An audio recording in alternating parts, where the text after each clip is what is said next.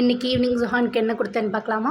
வீட்டில் நேந்திரம் பழம் இருந்துச்சு. சரி நான் அதை கட் பண்ணிவிட்டு அவனுக்கு வந்து ரோஸ் மாதிரி செஞ்சு கொடுத்தா அவன் ரொம்ப விரும்பி சாப்பிடுவான். அதை எப்படி செய்யலான்றதை நான் உங்கள் கூட ஷேர் பண்ணுறேன். செஞ்சு கொடுத்து பாருங்கள், நம்ம பேபிஸ்க்கு ரொம்பவே பிடிக்கும். அது மட்டும் இல்லாமல் சீக்கிரமாகவே வெயிட் கெயினும் ஆவாங்க. இப்போது அடுப்பில் தோசைக்கல்லை வச்சுட்டு நல்லா சூடாகிற வரைக்கும் வெயிட் பண்ணலாம். அதுக்குள்ளே ஒரு பாத்திரத்தில் ஒரு 2 ஸ்பூன் அளவு கீ ஆட் பண்ணிவிட்டு அது கூட ஒரு 2 ஸ்பூன் பனங்கல்கண்டு பொடி, இதை 2யும் சேர்த்துட்டு நல்லா மிக்ஸ் பண்ணிட்டேன். இப்போ ஒரு தோசைக்கல் எடுத்துகிட்டு அதில் தேவையான அளவுக்கு கீ ஆட் பண்ணி நல்லா அப்ளை பண்ணி எடுத்துக்கோங்க.